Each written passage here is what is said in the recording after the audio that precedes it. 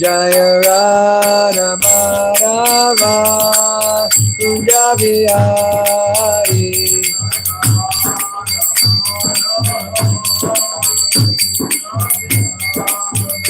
Hare Krishna, Krishna Krishna, Hare Hare, Hare Rama, Hare Rama, Rama Rama, Hare Hare. Hare Krishna, Krishna Krishna, Hare Hare, Hare Rama, Rama Rama. Hare Krishna, Krishna Krishna, Hare Hare, Hare Rama, Rama Rama, Hare Hare. Hare Krishna, Krishna Krishna, Hare Hare, Hare Rama, Rama Rama. Hare Krishna, Krishna Krishna, Hare Hare, Hare Rama, Rama Rama, Hare Hare. Hare Krishna, Krishna Krishna, Hare Rama, Rama Rama, Hare Hare. Hare Krishna, Krishna Krishna, Hare Hare, Hare Rama, Rama Rama, Hare Hare.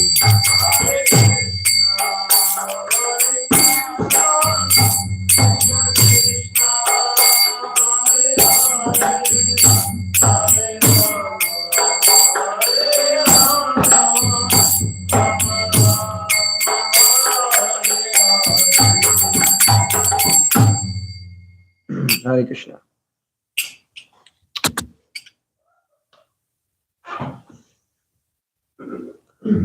Om Ajnana Tamarandhyasya Gnanjana Shalakaya Chakshurunmilitam Yena Tasmai Sri Gurue Namah.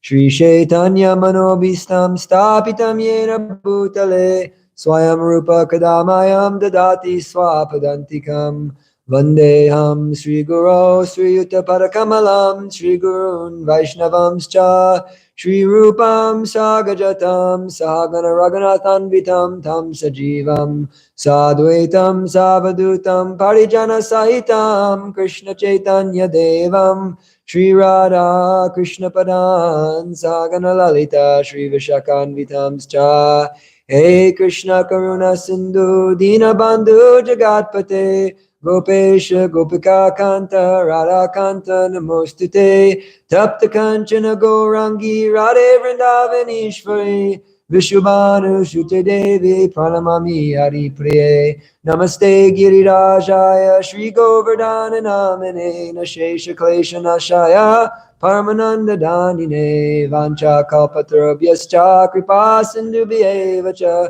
Patitanam Pavanebhyo Vaishnavebhyo Namo Namah. Jaya Shri Krishna Chaitanya Prabhu Nityananda Shri Advaita Gadadhar Shri Vasari Gaura Bhakta Vrinda Hare Krishna Krishna Krishna Hare Hare Hare Rama Rama Rama Hare Hare Mare Kabando Mat Sangin Mad Guru Man Madana Mad Nistaraka Mad Bhagya Madananda Namostute Asaru Saru Tadayan Atinicho Chatakara Hanamuncha Karachin Mam Premna Ritkatayos Puraha Om Namo Bhagavate Vasudevaya.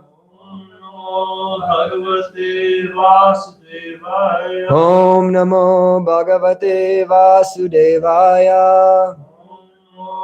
Bhagavate Vasudevaya. Om Namo Bhagavate Vasudevaya. Bhagavate Vasudevaya. Narayanam Namaskritya Naram Chaiva Narottamam Naram Saiva Narottamam. Devyam Saraswatim Vyasam Devim Saraswati Vyasam. Tato Jayam Mudirayet Tato Jayamudirayet. Nasta Preshu Badreshu Nastapreshu Abhadreshu. Nityam Bhagavata Sevaya Nityam Bhagavata Sevaya. Bhagavate Uttamashloke Bhagavati Uttam Shloke. Bhaktir Bhavati Naishtaki. Bhagavati Naishtaki.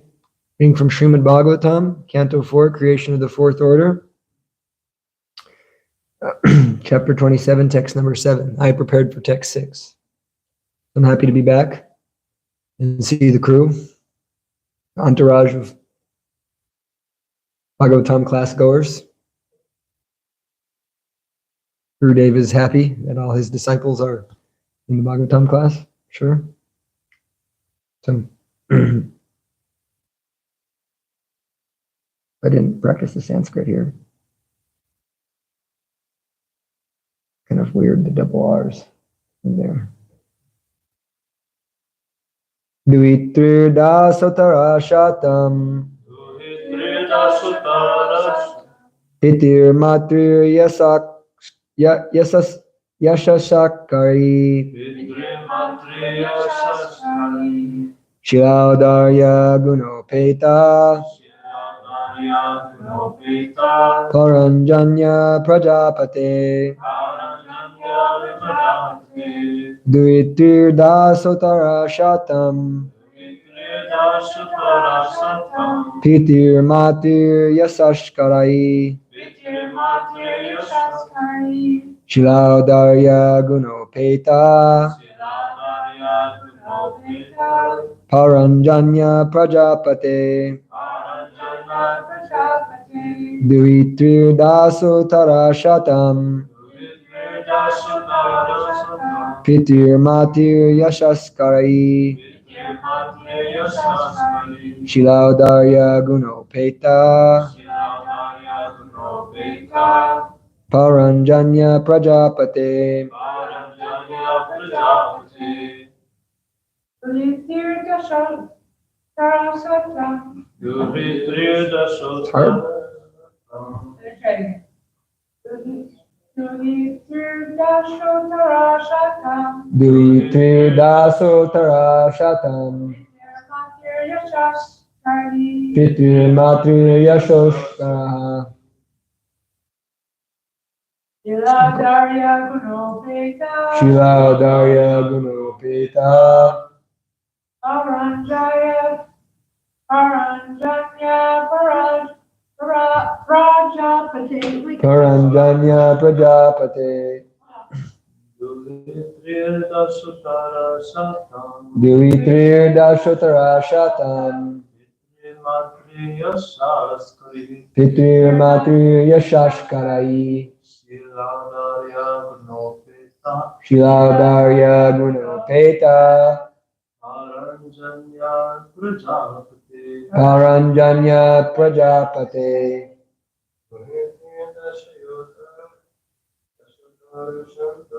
Duitirda Sotara Shatam Pitir Matir Yashaskai Shilaudarya Gunopeta Paranjanya Prajapate. Word for word. Duitri, daughters. Dasha Uttara, 10 more than. Shatam, 100. Pitri, like the father. Matri, and mother. Yashashkari, glorified. Shila, good behavior. Audarya, magnanimity. Guna, good qualities. Upetaha, possessed of. Paranjanya, daughters of Paranjana. Prajapate, translation. O Prajapati, King Prachini Barastat, in this way, O Prajapati, King Prachini Barastat, in this way, King Paranjana also begot 110 daughters. All of these were equally glorified like the father and mother. Their behavior was gentle, and they possessed magnanimity and other good qualities. Purport. Children begotten under the rules and regulations of the scriptures generally become as good as the father and mother. But children born illegitimately mainly become Varna Sankara. The Varna Sankara population is irresponsible to the family, community, and even to themselves. Formerly, the Varna Sankara population was checked by the observation of the reformatory method called Garbhadana Samskara, a child-begetting religious ceremony. In this verse, we find that although King Paranjana had begotten so many children, they were not Varna Sankara. All of them were good, well-behaved children, and they had good qualities like their father and mother. Even though we may produce good children, our desire for sex that is beyond the prescribed method is considered sinful. Too much enjoyment of any of the senses, not only sex, results in sinful activities. Therefore, one has to become a Swami or Goswami at the end of his life. One may beget children up to the age 50, but after 50, one must stop begetting children and should accept the Vanaprastha order. In this way, he must leave home and then become a sannyasi. A sannyasi's title is Swami or Goswami, which means that he completely refrains from sense enjoyment. One should not accept the sannyas order whimsically. He must be fully confident that he can restrain his desires for sense gratification. King Paranjana's family life was, of course, very happy. As mentioned in these verses, he begot 1,100 sons and 110 daughters. Everyone desires to have more sons than daughters. And since the number of daughters was less than the number of sons, it appears that King Paranjana's family life was very comfortable and pleasing. Too many daughters is probably a little heavy. Yeah. Mom likes to be done. Okay. Namo Vishnupadaya Krishna Prishtaya Bhutale Srimate Bhaktivedanta Swami Niti Namane Namaste Saraswate Devi Gauravani Pracharare Nirvishesha Shunyavadi Pastutadeshatararin Namaste Jivanandaya Dasaya Vanacharine Prabhupada Vallabhaya Sninasi Lavanodine Agyana Dwanta Gramanam Pashtuta Patitatmanam Gyana Gurute Achitaharine Chakshashe Namaha. So I added a few interesting prayers into the Mangala Charana. This Madeka Bandho Mat Sangin, Mad Guru Man Mahadana, Mad Nistaraka Mad Bhagya, Madananda Namostite. This is Sanatan Goswami's prayers to the Srimad Bhagavatam, explaining how this Srimad Bhagavatam is my only friend, Madeka Bandho, my only friend. It's my guru, it's my greatest wealth, it's my deliverer, it's my greatest charity, and it's my source of ecstasy. Madeka Bandho, Mat Sangin, my only companion. So, and then he's saying, Asadu sadhu tadayin, that this Srimad Bhagavatam is bestowing saintliness to those who are unsaintly. O deliverer, please appear on my heart and in my tongue at all times with pure love. So it's a very beautiful prayer. And I became attracted to it because Padmanayan Prabhu always says that prayer before he gives Bhagavatam class. So it's very nice.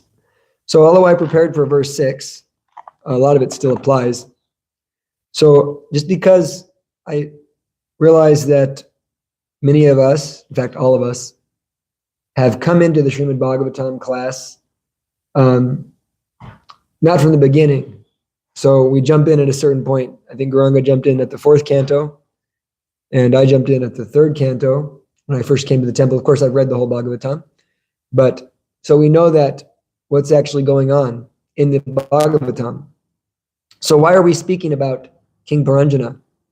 Does anybody have any understanding of why we're speaking of this story? Gauranga Prema? I remember this so that Narada would kind of speaks to the king to tell him like what he's doing in his life is a waste of time. Exactly. So going back to the end of the third canto, Vidura inquired about the generations of Swayambhuva Manu, because Swayambhuva Manu was a great devotee. He's one of the Mahajans. So there's 12 Mahajans, and of those 12, one of which is Swayambhuva Manu. And so Vidura inquired about the generations of Swayambhuva Manu.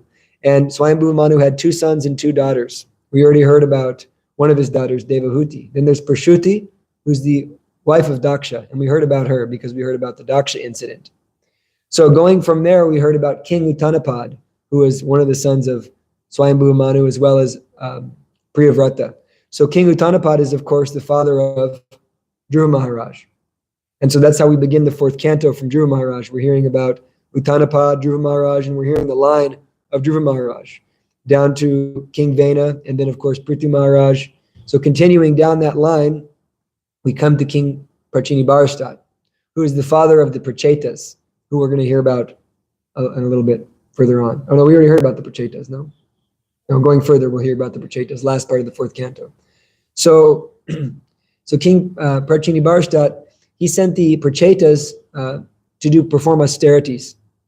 And these austerities were not done for devotional service, although because they met Lord Shiva, and Lord Shiva sung a very famous song, which we'll get to, the song sung by Lord Shiva, one of the most beautiful parts of the whole Srimad Bhagavatam, the Prachetas became pure devotees.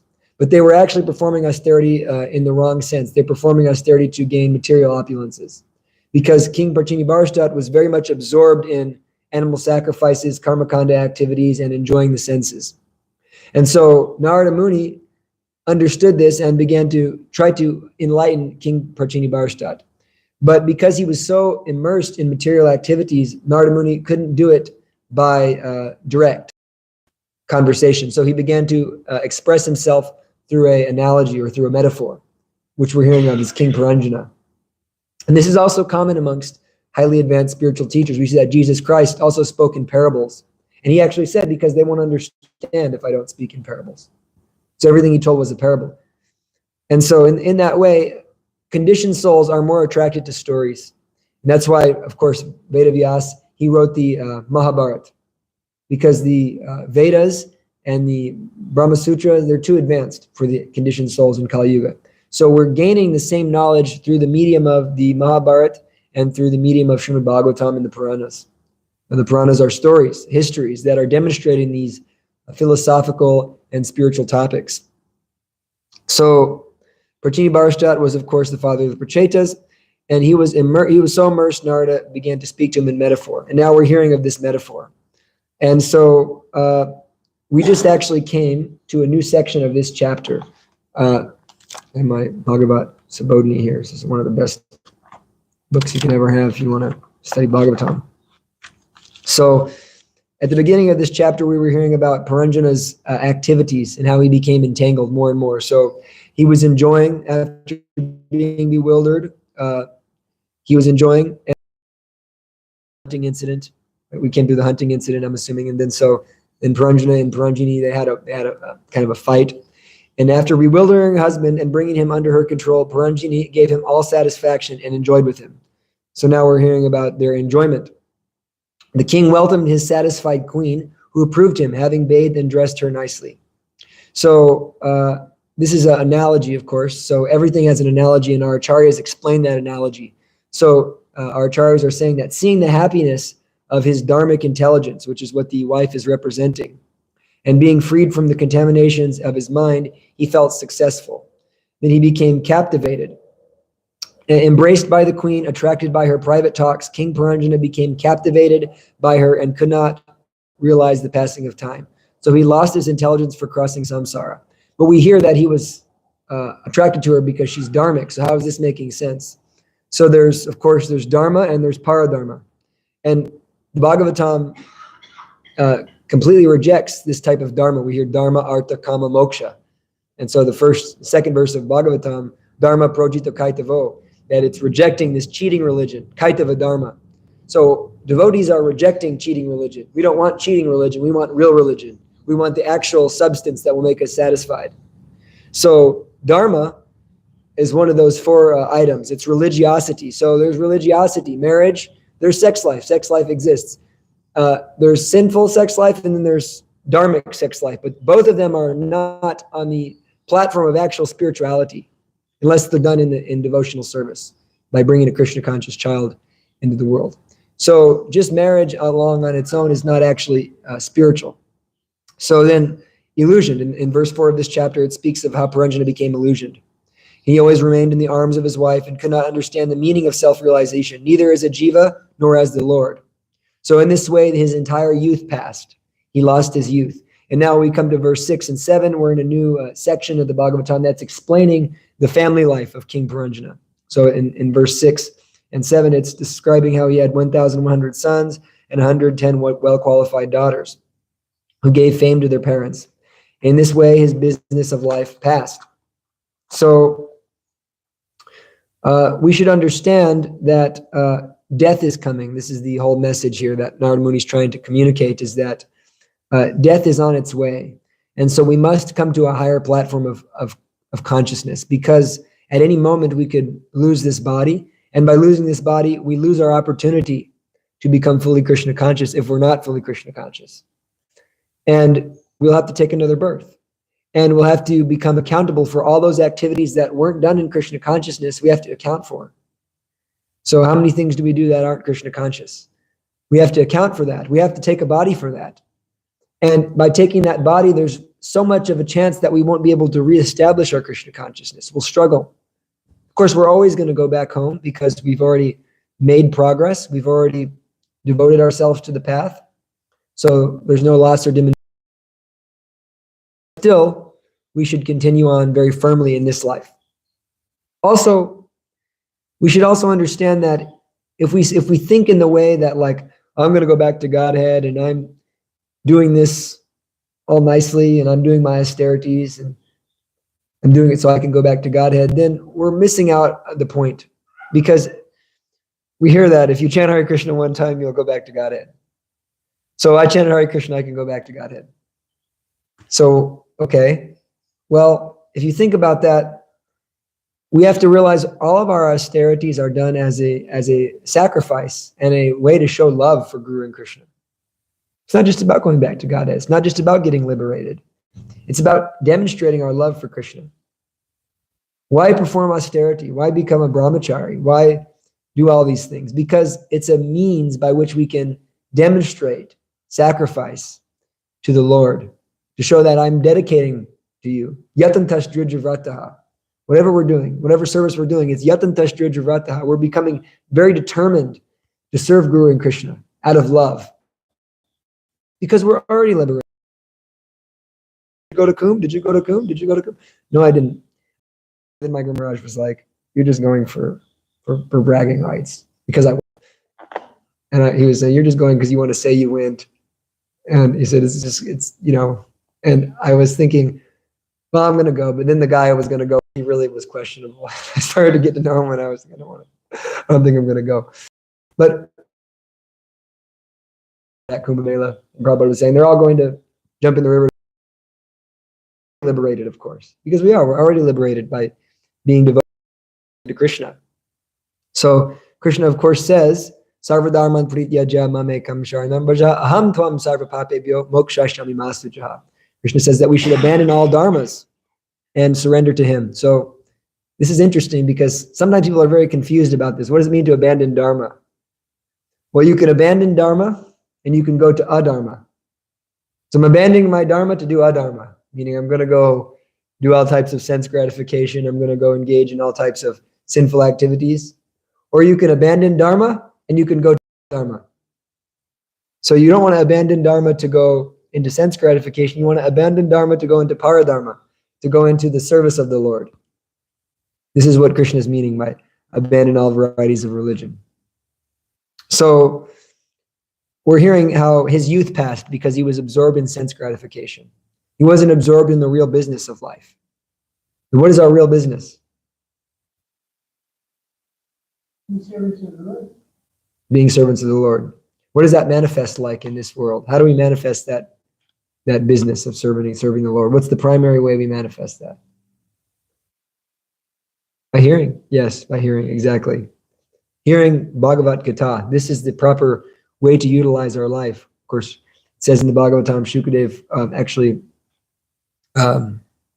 Chanaka Rishi, Ayorhara Pumsam Udyamastam Triyanasao Tasyarte Yakchino Nita Uttama Shloka Varta. Both in the rising and in the setting, the sun is diminishing the life of everybody, but not those who spend their days hearing the pastimes of the Lord. So if we hear the pastimes of Krishna, and if we hear the Srimad Bhagavatam, then we're using our human life for what it's meant for. And in that way, we become liberated and we become happy. We become fully satisfied. I was hearing a class by Srila Prabhupada. Srila Prabhupada was saying that unless you hear about the pastimes of Krishna, you can't be happy. You can't be happy unless you hear about Krishna. And so this was in connection to the verse Savai Pumsam Paradharmo Yato Bhakti Hoksajay Ahaitu Kyapratiyata Yayatma Suprasidati. So Prabhupada, I have this Prabhupada player, and I guess there's different versions of it. I got the one in Mayapur, and then there's the one in the US. It looks a little different. But this devotee Krishna Prasad, he really makes these beautiful sets. I gave Gauranga one for different books on how to do book distribution and all these inspiring quotes about hearing. And then there's a nice index. All of Srila Prabhupada's walks, classes, room talks, bhajans, everything, even the Krishna book recordings. So I was hearing class, and I hear it like just go down the list of Bhagavatam classes. So I'll have like 10 of the same verse, and you start to hear how Prabhupada is giving class on this one verse. So this Savai Pumsam Paradharmo verse, Prabhupada continuously says that we can accept satisfaction on the level of the body. Most people in the material world are generally absorbed in trying to satisfy the body. So what does that mean? How do we satisfy the body? We satisfy the body by eating, sleeping, mating, and defending. So this is the people's, their consciousness is basically absorbed in eating, sleeping, mating, and defending. And one can either do that in a pious way or a sinful way. But actually, ultimately, Prabhupada explains throughout his purports that it's all sinful. Trying to enjoy the material world is innately sinful. And it's not that you can say this activity is sinful, that activity is sinful, but what is actual sinfulness is ignorance. That's the only sin. That's how we see the cycle of sin. It starts with avidya. And so, of course, Prabhupada explains in the pastime of Ajamil how there's this conversation going on between Maharaj Parikshit and Shukadev Goswami, because Shukadev Goswami just told how the living entities suffer in the hellish planets. And it's some pretty heavy stuff. They talk about the Vairani River. It's like a river of, stool and semen and blood. And sometimes when you're in India and you see like these moats, and it's actually, that's it. You don't got to go to hell for it. It's right there. It smells so horrible. And there's these birds that go in there. But so you're hearing all this stuff. So Maharaj Parikshit, for the benefit of all the people, he begins to question Shukadev Goswami about how do we atone? What is the process of getting out of hell? So Shukadev Goswami is testing him by explaining, first off, he explains the process of karma, that you go and you atone. You go to the confessional, you say, my dear priest, I've sinned so many ways, 10 Hail Marys and 3 Our Fathers, and then you're good. And then next week you come back and you do it again. And in that way you go on sinning and asking for forgiveness and sinning and asking for forgiveness. So Maharaj Parikshit, being an intelligent disciple, rejected this idea and pleased his guru because his guru was testing him. And then he began to speak of jnana. No, by situating yourself in knowledge, you become free of sinful activities. But Maharaj Parikshit also, once again, by his intelligence, rejected that. So then they came to the stage of bhakti, that only by bhakti can one actually erase this avidya, this ignorance, which is the true root of our sinful activities or our sinful propensities or our material enjoying spirit, the spirit by which we're going to enjoy the material world. So only by performing pure devotional service can this be achieved. And so in that regard, Shukadev Goswami begins to narrate the pastime of Ajamil, and how Ajamil was a very nice brahmana, and he became attracted to a prostitute, and in that way he started to enjoy, and he wasted his whole life. And of course, when time of death came, the Yamadutas came, then the Vishnu Dutas came because he yelled Narayan, the name of his son, and they got in a big argument. The Vishnu Dutas won. And that story goes on. We all know that story.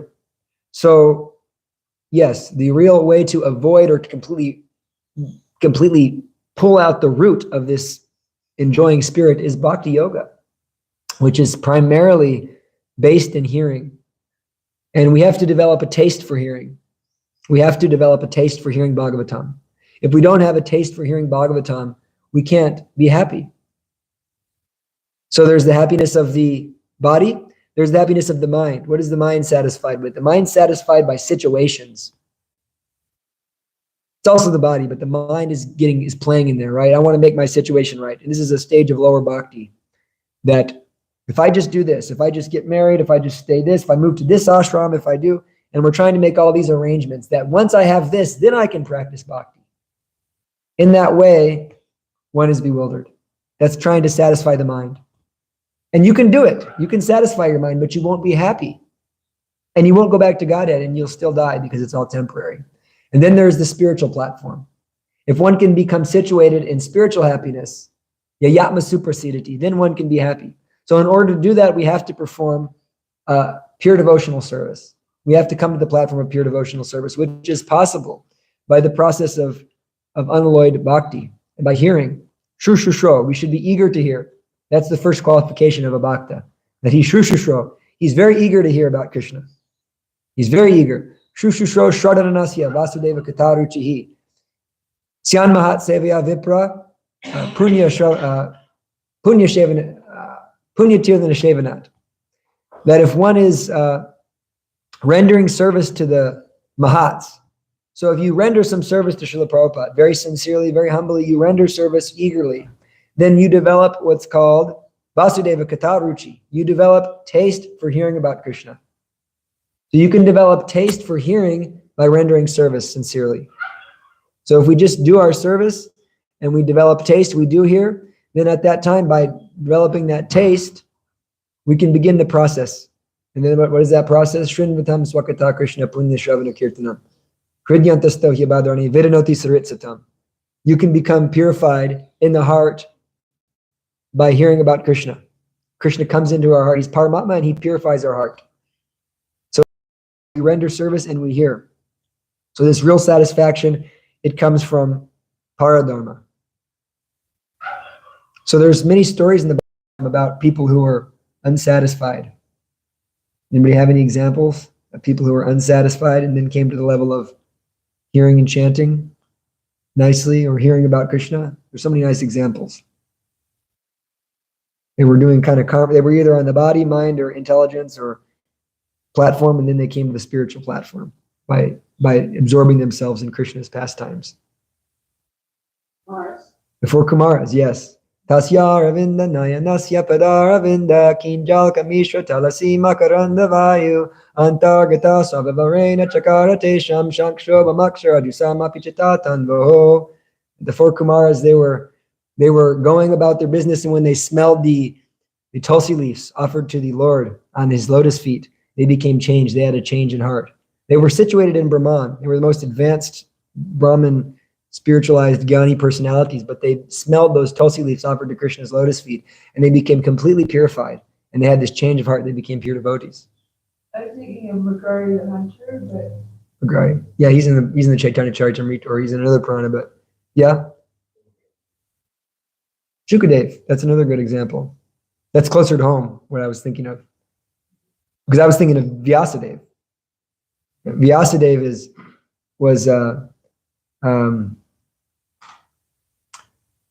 he was so qualified. Think about it. Think about Vyasadeva. He's actually God. He's so qualified. So Vyasadeva is so qualified, yet he was unsatisfied.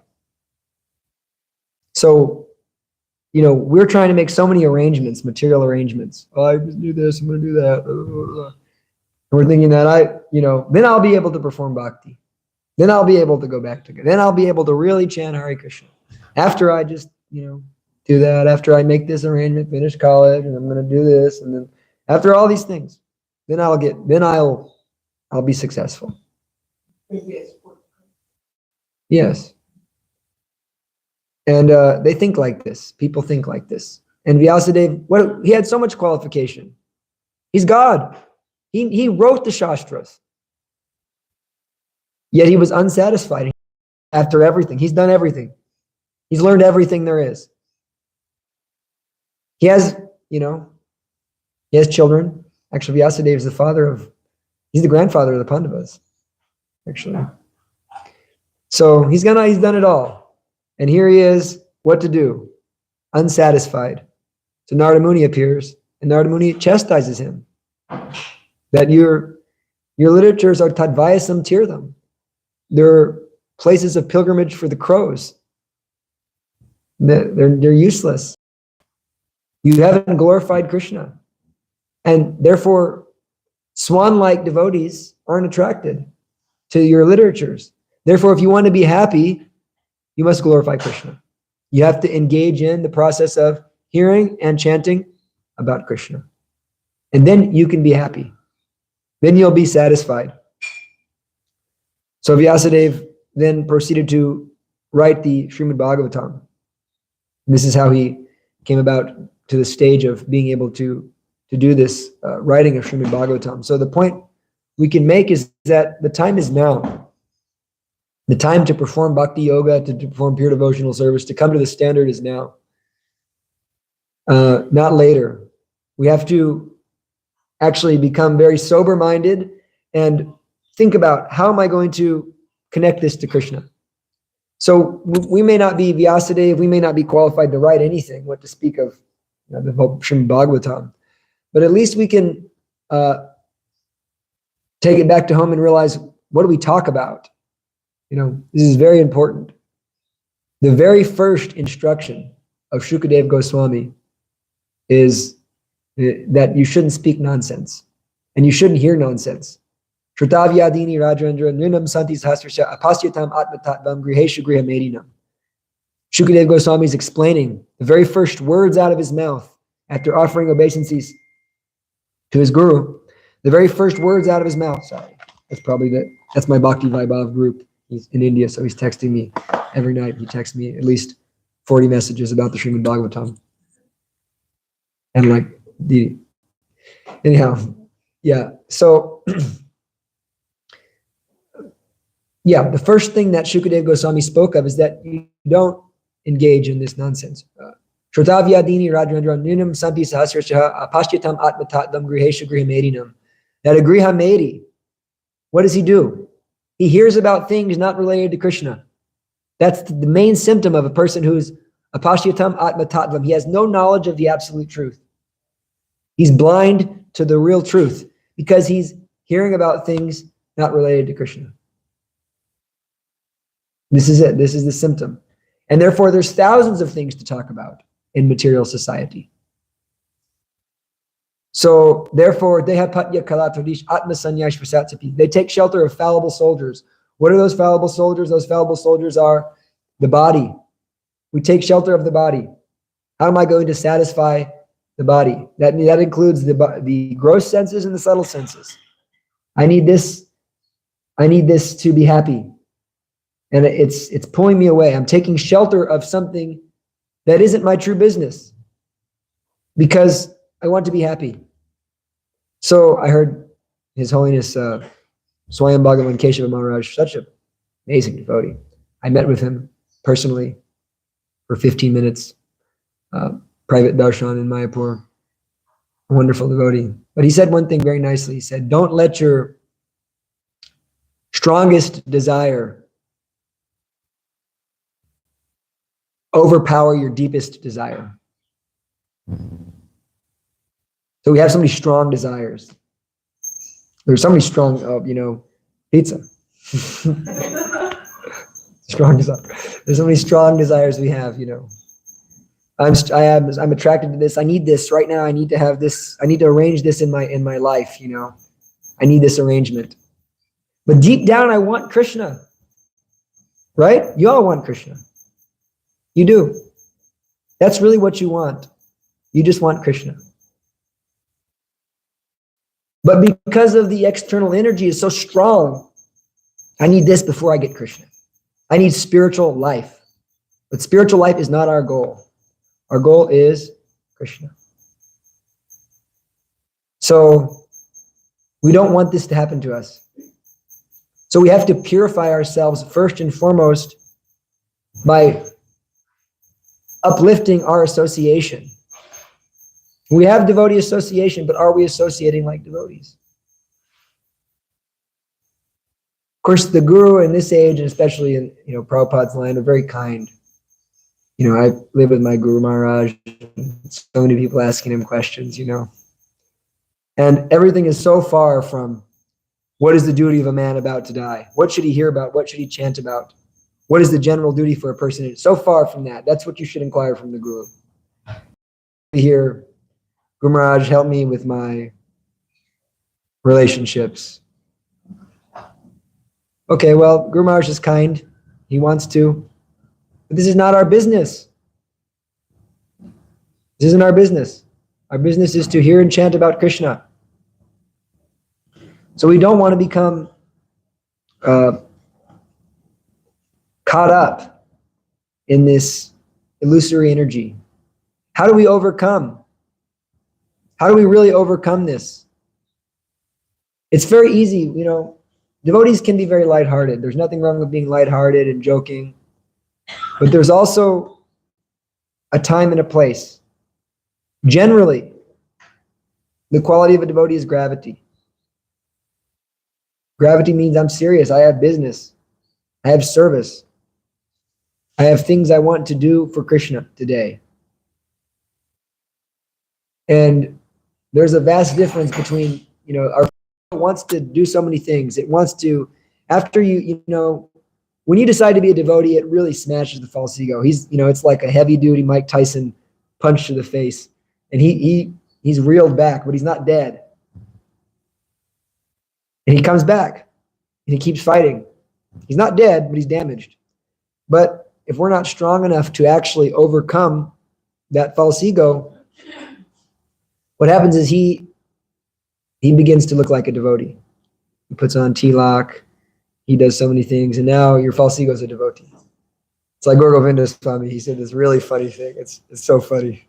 He says, Maya Devi, you know how he talks, Maya Devi, she's so, she's so wonderful. She goes, Maya Devi says, you say, I want to be a devotee. Maya Devi says, oh no, he goes, you tell Maya Devi, I want to be Vaishnava. And Maya Devi says, I can be Vaishnavi. So in that way, false ego, he knows how to win. He's very cunning. So what is this? It means, we don't want to use our devotional service as a means to make ourselves feel important. That's what the false ego wants to do. He's always eager to feel important, to feel satisfied, feel like people like him, to have someone adore him, to have some rasa imitation of what Krishna and Radha are actually doing in the spiritual world. In that way, the false ego, he takes over. How do we overcome? How do we really overcome? So, mamcha yo vyabhyacharena bhakti yogena sevate sagunan samatityaitan brahma bhuyaya kalpate. By engaging in staunch devotional service with determination, not falling down under any circumstances, such a person is sagunan samatityaitan. He's transcendental to the modes of material nature. And therefore, he becomes situated on the platform of Brahman. So, how do we develop that? We have to tolerate all of these desires. They're not going to go away. First off needs tolerance. Matra sparshasta konteya sitoshna sukha dukkada. They're going to come and go. We have to be tatikshava. We have to become tolerant of these desires. And we have to put the spiritual master's order in front of us, and means this is my business. My business is to serve Guru. And we make decisions based on service to Guru. Don't become sidetracked. Make a decision based on service to Guru. Because the Guru is who's actually loving you. The Guru who actually adores you. Because the Guru is Krishna's representative. He's the one who's sacrificed to help you. Who else? Only Guru Vaishnavas. They're your only friends. And if your friendships with a Vaishnav isn't based on Krishna Katha, then what is it? It's just a material friendship. So, of course, we don't want materialism to sink into our friendships. Therefore, we have to become uplifting to each other by encouraging only Krishna Katha, only higher vibrational talks and activities. So when we have this determination to serve Guru, then we can go beyond the modes of material nature. We can do it. You can all go back to Godhead. And Krishna says that as you surrender unto me, I reward you accordingly. This is not just something Krishna says, this is real. If you just deepen your surrender, you can have experiences that I can't even describe to you. The more you deepen that surrender, the more we give up that desire for sense gratification and make Krishna our only business. Krishna, I only want you. Bas. I just want you. It's not that a pure devotee doesn't have material desires. It's pure devotee doesn't pray to Krishna to fulfill them. He prays to Krishna to take them away. He doesn't act on them. Because if we act on them, what happens? We're seen. The entanglement take place. So we've wanted to do our own thing for so many lifetimes. How many lifetimes have we enjoyed? How many lifetimes have we done this very same thing? And here we are doing it again. When we make that solid vow that I am yours, Krishna, then we're finished. Then we can do it. And we can see Krishna. Krishna will come to us in our japa. Krishna will come to you in your japa. He will speak with you and he will associate with you. I promise you. Promise you this. But we have to become serious. Don't let the bhakti yoga process just be a religion. It is something more than that. It is paradharma. It's transcendental to all religion.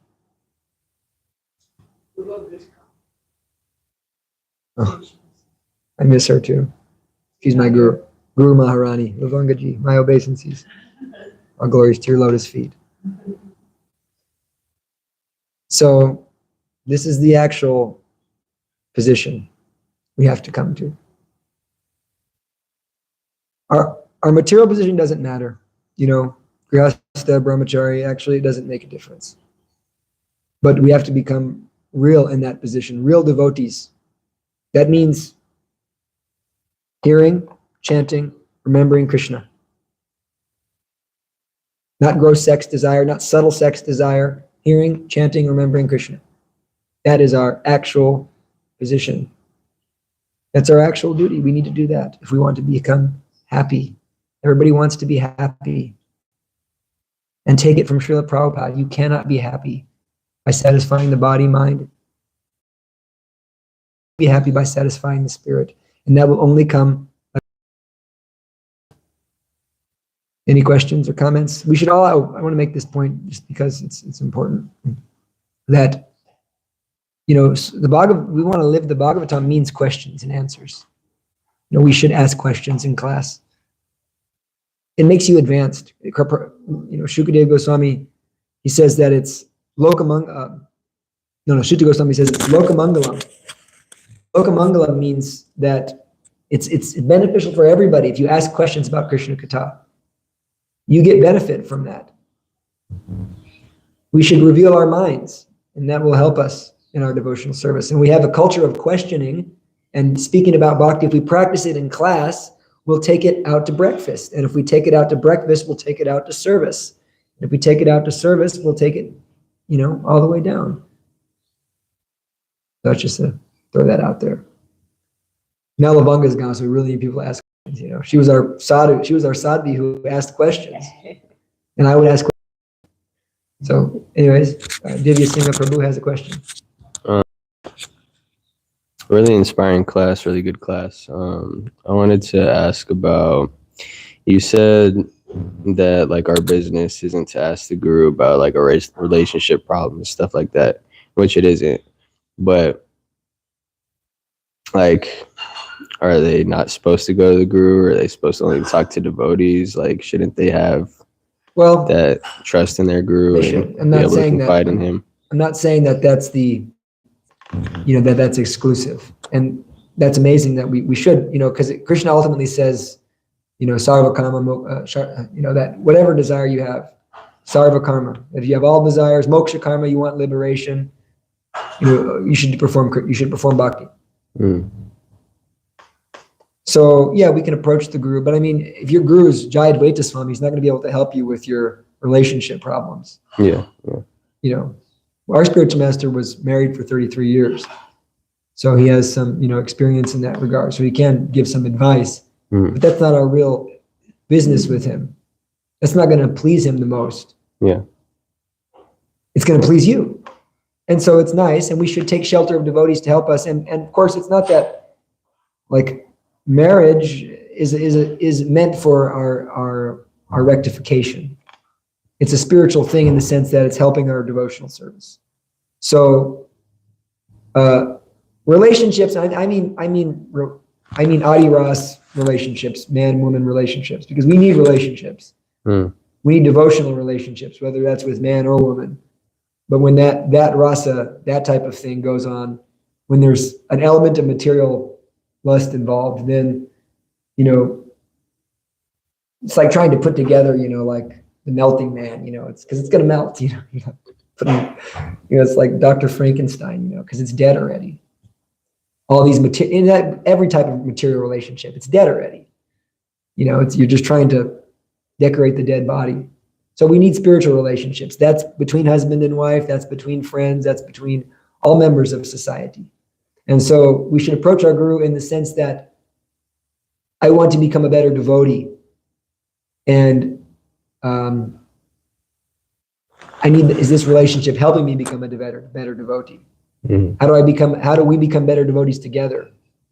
And how do we actually use this institution of marriage or, relationship in our service to Guru and Krishna? That's bona fide. But we find so much of the time that that's not the intention. Mm-hmm. Because there's, a sense of course, this is the mercy of Prabhupada's movement, that the Guru is coming to us. But, Srila Bhaktisiddhanta said that if one approaches me, he should be ready to become completely disillusioned. You hear Prabhupada say that, approaching a guru is serious business. It means I'm finished with material enjoyment. It's not just, Prabhupada said, don't make guru just like a fad. Yeah, I have a guru. And I do all kinds of, it's just a style. We hear so many people say that. In Sedona, you hear a lot of people who say, I have a guru, Sai Baba,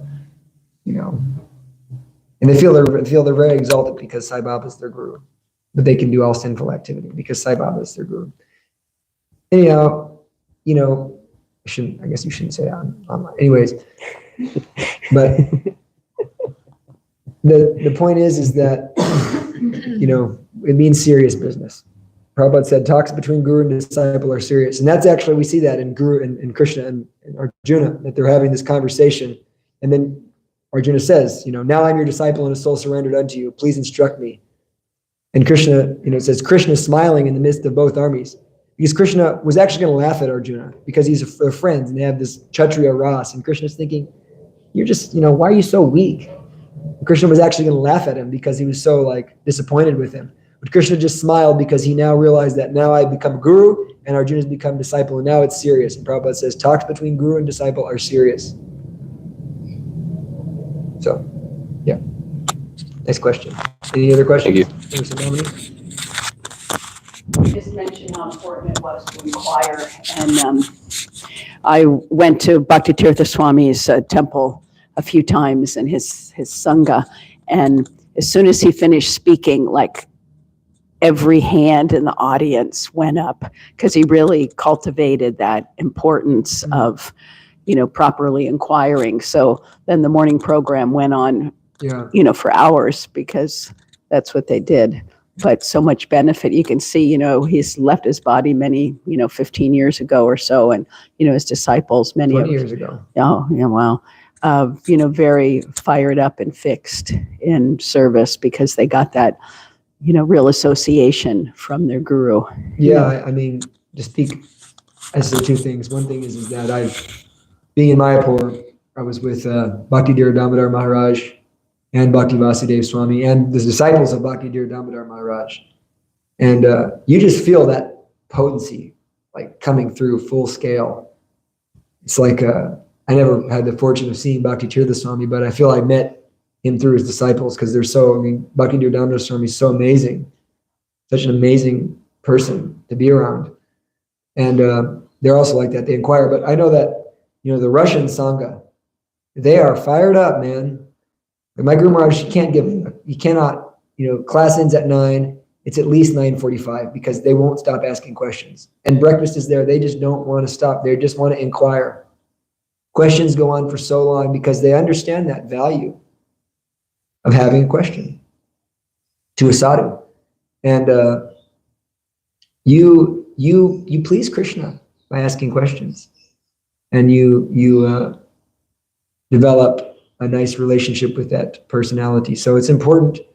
And I just think that that's something we can kind of help ourselves on in our Bhagavatam classes, to creating more question-answer type situations.